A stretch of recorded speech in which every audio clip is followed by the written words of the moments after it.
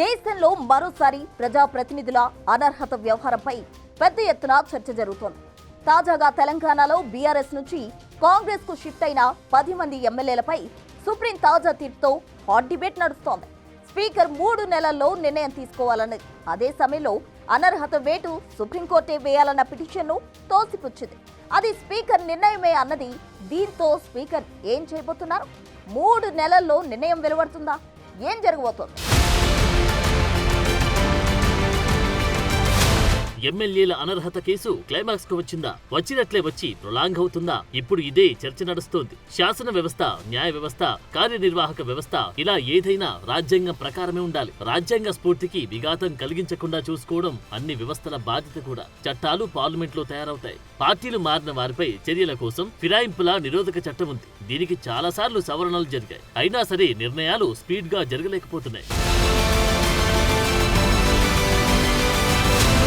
Present తెలంగాణలో ఎమ్మెల్యేల party మార్పు వ్యవహారం, తాజాగా సుప్రీంకోర్టు తీర్పు విషయానికొద్దాం. మొత్తానికి ఈ అనర్హత వ్యవహారంలో సుప్రీం నుంచి కీలక తీర్పు అయితే వచ్చింది. బీఆర్ఎస్ నుంచి కాంగ్రెస్ లోకి మారిన 10 మంది ఎమ్మెల్యేల అనర్హతపై 3 నెలల్లోగా తెలంగాణ అసెంబ్లీ స్పీకర్ నిర్ణయం తీసుకోవాలన్నది సుప్రీం. పార్టీ మారిన ఎమ్మెల్యేలపై కోర్టు అనర్హత వేటు వేయాలన్న పిటిషన్లను సుప్రీంకోర్టు తిరస్కరించింది. అదే సమయంలో రాజ్యాంగంలోని 10వ షెడ్యూల్ ప్రకారం అనర్హత పిటిషన్లపై పార్టీ ఫిరాయింపుల నిరోధక చట్టం 5 ఏళ్ల అసెంబ్లీ గడువును దృష్టిలో పెట్టుకుని స్పీకర్ నిర్ణయం తీసుకోవాలన్న హైకోర్టు డివిజన్ బెంచ్ ఇచ్చిన తీర్పును సుప్రీంకోర్టు కొట్టివేసింది.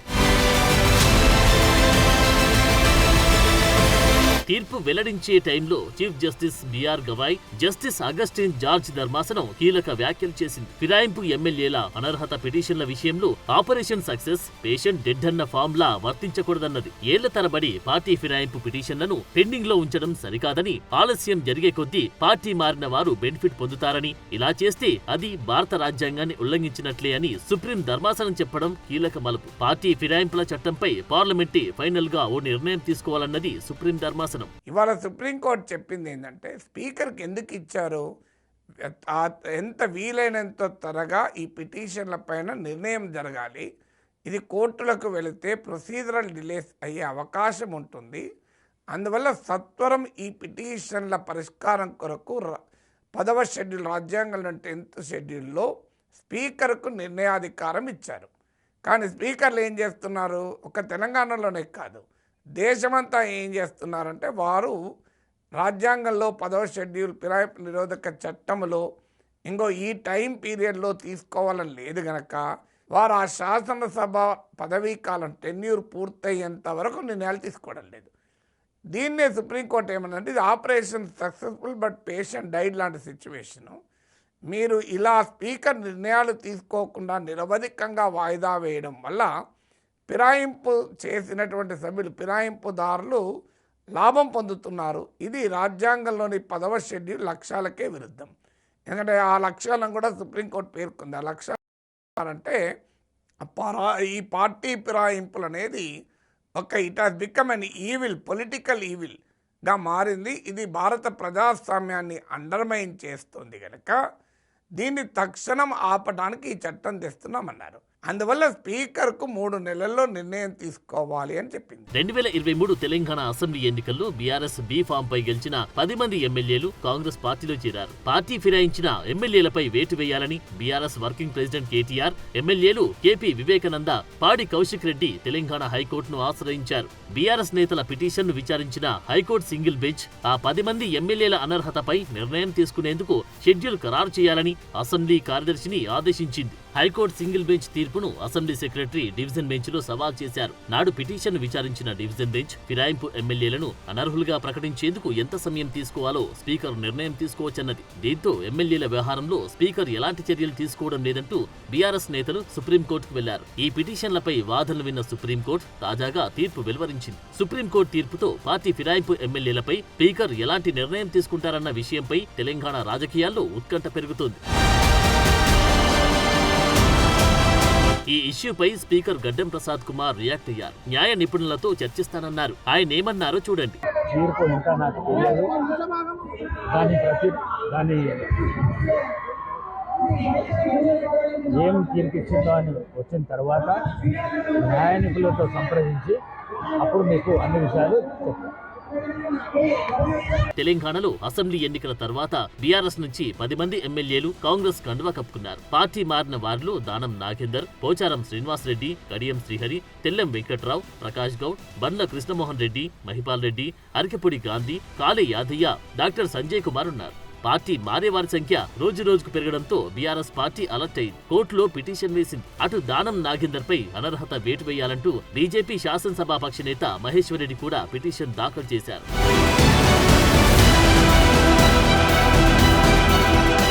మొత్తం వ్యవహారంపై 4 వారాల్లోగా స్పీకర్ నిర్ణయం తీసుకోవాలని గతంలో హైకోర్టు సింగిల్ బెంచ్ తీర్పిచ్చింది. అయితే స్పీకర్ కు టైం బాండ్ విధించే పరిస్థితి లేదన్న హైకోర్టు ద్విసభ్య ధర్మాసనం 10వ షెడ్యూల్ ప్రకారమే నిర్ణయం తీసుకోవాలన్నది. అంటే తగిన సమయంలో నిర్ణయం తీసుకోవడం అన్నమాట. అంటే ఈ సమయం ఎంత అన్నదానికి ఒక ఖచ్చితమైన రూల్స్ అండ్ రెగ్యులేషన్స్ లేవు. రీజనబుల్ టైం ఫ్రేమ్ లో నిర్ణయం తీసుకోవాలని మాత్రమే ఉంటుంది. అదే విషయంపై సుప్రీంకోర్టు తాజాగా క్లారిటీ ఇవ్వడం, 3 నెలల్లోగా నిర్ణయం తీసుకోవాలి అనడంతో మ్యాటర్ పూర్తిగా హీటెక్కింది. అసలు ఎమ్మెల్యేల అనర్హతపై ఫిరాయింపుల నిరోధక చట్టం ఏం చెప్తోంది? రాజ్యాంగంలోని 10వ షెడ్యూల్ ఏం వివరిస్తోంది? ఇప్పటి వరకు దేశంలో ఎలాంటి నిర్ణయాలు జరిగాయి? స్పీకర్లు అనర్హత వేటు వేశారా? పార్టీ మారిన వారిని విచారించడానికి ఎంత టైం సరిపోతుంది? తాజాగా సుప్రీం తీర్పుతో స్పీకర్ ఏం చేయబోతున్నారు? స్పీకర్ ముందున్న ఆప్షన్స్ ఏంటి?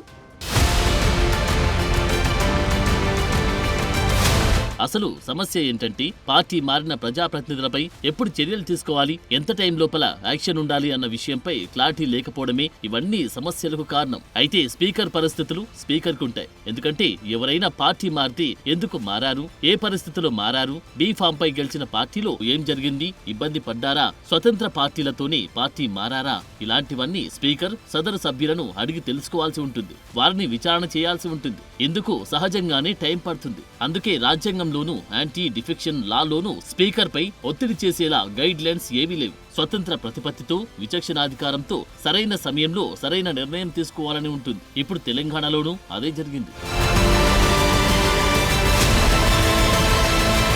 నిర్ణయం ఎప్పటిలోగా తీసుకోవాలన్న విషయంపై ఫిరాయింపుల నిరోధక చట్టంలో ఎలాంటి టైం బౌండ్ లేదు. అది కొన్ని వారాలైనా పట్టొచ్చు, కొన్ని నెలలు, ఏళ్లకేళ్లు పట్టొచ్చు. ఫిరాయింపుల సబ్జెక్టుకు డెప్త్ ఎక్కువగా ఉంటుంది. ఈ యాంటీ డిఫెక్షన్ లాలో లూప్ హోల్స్ ను ఎవరికి వారి తమకు అన్వయించుకుంటున్న పరిస్థితి.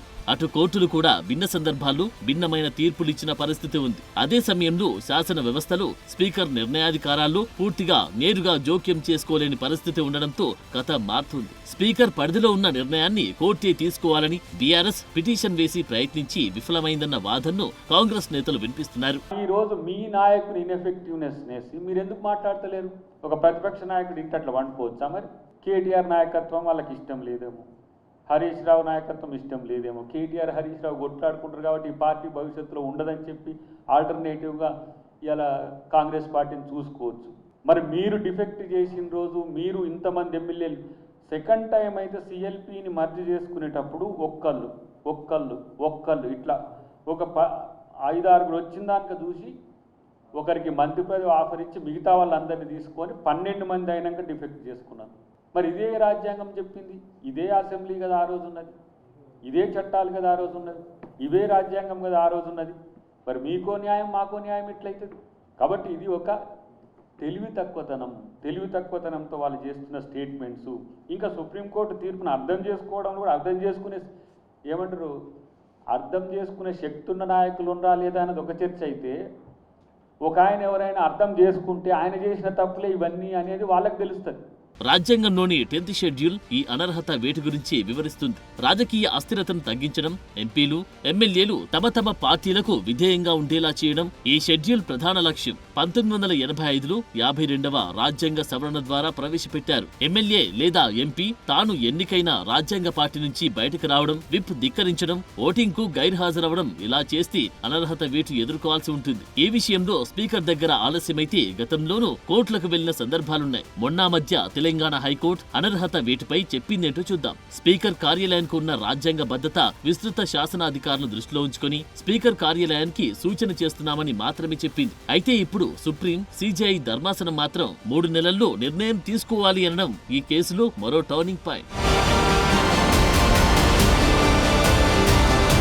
నిజానికి ఇది శాసన వ్యవస్థ న్యాయ వ్యవస్థల మధ్య నిర్ణయం. వేటికవే స్వతంత్ర ప్రతిపత్తి కలిగి ఉన్న రాజ్యాంగబద్ధ వ్యవస్థలేవి. వేటి పరిధిలోని నిర్ణయాలు వాటివే. అందుకే అనర్హతపై కోర్టులు స్వయంగా సొంతంగా నిర్ణయం తీసుకో. ఎంపీలైనా ఎమ్మెల్యేలైనా అనర్హత వేటు అన్నది స్పీకర్ పరిధిలోని అంశం. అది ఎప్పుడు డిసైడ్ చేయాలన్నా దానికి ఫిరాయింపుల నిరోధక చట్టంలో టైం బౌండ్ అంటూ ఏదీ లేదు. విచారణ చేసి స్పీకర్ విచక్షణాధికారం ప్రకారం నిర్ణయం తీసుకుంటారు. స్పీకర్ విచక్షణాధికారమే ఫైనల్. నిజానికి పార్టీ ఫిరాయింపులకు సంబంధించిన ఫిర్యాదులపై రాజ్యసభ అయితే చైర్మన్ కు, లోక్సభ అయితే స్పీకర్ కు, అసెంబ్లీలో అసెంబ్లీ స్పీకర్ నిర్ణయం తీసుకునే అధికారం ఉంటుంది. నేరుగా అనర్హత వేటు వేసే అధికారం కోర్టులకు లేదు. అయితే స్పీకర్ కు నిర్ణయాధికారం ఉన్న స్పీకర్ నిర్ణయంపై కోర్టులు రాజ్యాంగ సమీక్ష చేసే అధికారం కలిగి ఉంటాయని కిటోహో హోలాహన్ వర్సెస్ జచిల్హు కేసులో, అలాగే రవి ఎస్ నాయక్ వర్సెస్ భారత ప్రభుత్వం కేసులో సుప్రీంకోర్టు గతంలో కామెంట్ చేసిన సందర్భం ఉంది. మరో ఎగ్జాంపుల్ చూద్దాం. కుల్దీప్ నయ్యర్ వర్సెస్ భారత ప్రభుత్వం కేసులోనూ రాజ్యసభ ఎన్నికల్లో ఎమ్మెల్యే పార్టీ ఆదేశాలకు విరుద్ధంగా ఓటు వేసిన 10వ షెడ్యూల్లోని అనర్హత చట్టం వర్తించదని సుప్రీం గతంలో చెప్పిన సందర్భం ఉంది. అందుకే రాజ్యసభ ఎన్నికలు, రాష్ట్రపతి ఎన్నికలకు సంబంధించి ఎమ్మెల్యేలకు విప్ జారీ చేసే అధికారం పార్టీలకు లేదు. సో రెండు వైపులా తీర్పులు ఉన్నాయి. ఫిరాయింపుల నిరోధక చట్టంలోనూ చాలా లూప్ హోల్స్ ఉన్నాయి. వాటికి ఎప్పటికప్పుడు సవరణలు చేస్తూ ఉన్న మ్యాటర్ ఎటు తేలడం లేదు. అయితే తాజాగా తెలంగాణ ఎమ్మెల్యేల అనర్హత పిటిషన్ పై సుప్రీం ఇచ్చిన తీర్పు గత తీర్పులన్నిటిపై ఓ మైల్ స్టోన్ గా చెప్పొచ్చంటున్నారు న్యాయ నిపుణులు. ఈ డిఫెక్షన్ అనే ఒక జాడ్యం నుంచి దేశం బయటపడాలి, రాజ్యాంగ వ్యవస్థ బయటపడాలి, ప్రజాస్వామ్యం కాపాడపడాలి కనుక అనుకుంటే దాన్ని మనము ఈ రకంగా కనుక ఈ స్పీకర్లు కంటిన్యూ చేసేటైతే ప్రాబ్లం వస్తుంది. కాబట్టి స్పీకర్ కాకుండా ఎవరికైనా వేరే వాళ్ళకి ఇచ్చే అవకాశం ఉందా, ఎలక్షన్ కమిషన్కి కానీ గవర్నర్కి కానీ ఎవరికైనా ఇచ్చే అవకాశం ఉందా అని కూడా దాన్ని కూడా పరిశీలించండి అని పార్లమెంట్కి కూడా అడగటం జరిగింది. కాబట్టి ఈ లోపల ఈ మధ్యలో ఇదంతా కనుక జరిగితే ఈ లోపల కాలయాపన జరిగిపోయి ఆపరేషన్ సక్సెస్ పేషెంట్ డెడ్ అవుతుంది. కాబట్టి దాన్ని మనము ఇప్పుడు ఆపాల్సిన అవసరం ఉంది. రాజ్యాంగ కోర్టులకి దీని మీద డెసిషన్ తీసుకునే అధికారం ఉన్నది. రెండోది స్పీకర్ అనే స్పీకర్ కాదు, అతను ట్రిబ్యునల్ అంటే కోర్టు ఇచ్చే డెసిషన్స్ కానీ డెసిషన్స్ తీసుకోకపోవటానికి కానీ దానికి కూడా డిసైడ్ చేసే అధికారం మాకుంది. కాబట్టి ఈయన డెసిషన్ తీసుకోవట్లేదు కాబట్టి తీసుకో అని చెప్పే అధికారం మాకుంది అని చెప్పడం జరిగింది. 2014 తర్వాత అధికారంలోకి వచ్చిన బీఆర్ఎస్ ప్రతిపక్షాల నుంచి దఫదఫాలుగా ఎమ్మెల్యేలను చేర్చుకుంది. 2014లో 63 స్థానాల్లో గెలిచి అధికారంలోకి వచ్చిన బీఆర్ఎస్ ఆపరేషన్ ఆకర్ష్ చేపట్టింది. బీఆర్ఎస్ తొలి టర్మ్లో 3 పార్టీల నుంచి 19 మంది ఎమ్మెల్యేలు చేర్చుకుంది. 2018 ఎన్నికల్లో గెలిచాక 19 మంది కాంగ్రెస్ ఎమ్మెల్యేలు 12 మందిని దశల వారీగా చేర్చుకుంది బీఆర్ఎస్. 2019 జూన్లో బీఆర్ఎస్ లో సీఎల్పీని విలీనం చేసుకున్నారు. సో ఇదే విషయాలపై కాంగ్రెస్ బీఆర్ఎస్ మధ్య వాద ప్రతివాదాలైతే నడుస్తున్నాయి. బైపోల్స్ వస్తాయని బీఆర్ఎస్, వస్తే గెలిచేది తామే అని కాంగ్రెస్ అంటోంది. ఆల్రెడీ పార్లమెంట్ ఎన్నికలలో 0 వచ్చినటువంటి బీఆర్ఎస్ పార్టీ మళ్ళీ 0 వైపే వారు మొగ్గు చూపుతున్నారు. వాళ్ళకి డెఫినెట్గా వాళ్ళకి ఇచ్చే ప్రయత్నం చేస్తాం. ఎందుకంటే మేము బ్రహ్మాండమైన ప్రజాపాలన అందిస్తున్నాం. మా దగ్గర ఈరోజు 60 నుంచి 70% ప్రజలకు మంచి జరిగింది. ఇంద్రమ్మ ఇల్లులు కానీ, సన్నబియ్యం కానీ, ఈరోజు రేషన్ కార్డులు ఇవ్వడం కానీ, గతంలో రైతు రుణమాఫీ విషయంలో కానీ ప్రతి మండలంలో కూడా రైతు రుణమాఫీ జరిగిన వాళ్ళు కూడా ఈరోజు వరకు వాళ్ళు మాట్లాడలే. రేపు ఎన్నికలు వచ్చినప్పుడు వాళ్ళ ఓటు ద్వారా వాళ్ళు చెప్పదలుచుకుంటారు. ఉప ఎన్నికలు ఎట్లా వస్తాయి అధ్యక్ష అని చెప్పి అసెంబ్లీ అడిగింది కదా. సుప్రీంకోర్టు తీర్పు చెంపపెట్ట లాంటి తీర్పు ఇచ్చి ఉప ఎన్నికలు ఎట్లా రాబోతున్నాయో చెప్పింది. దాన్ని ఇప్పటికైనా ముఖ్యమంత్రి గారు కళ్ళు తెరవాలా. శాసన వ్యవస్థని అప్రతిష్టపాలు చేయొద్దు. శాసన వ్యవస్థ యొక్క గౌరవాన్ని కాపాడాల్సిన బాధ్యత ముఖ్యమంత్రి గారి పైన ఉంది. ఈరోజు ఇమీడియట్ రాజీనామా చేయించి ఎన్నికలకు వస్తే నీ గౌరవాన్ని కాపాడుకున్నామని చెప్పి సందర్భాన్ని. సో ఈ మొత్తం మ్యాటర్ తెలంగాణ రాజకీయాల్లో ప్రస్తుతం హాట్ డిబేట్ గా మారింది. సుప్రీం తీర్పుపై న్యాయ నిపుణులతో చర్చించి స్పీకర్ ఎలాంటి నిర్ణయం తీసుకుంటారు, బైపోల్స్ వస్తాయా, వస్తే ఎవరి సత్తా ఏంటో తేలుతుందా, ఇలాంటి చర్చలు పొలిటికల్ గా హీట్ ఎక్కిస్తున్నాయి.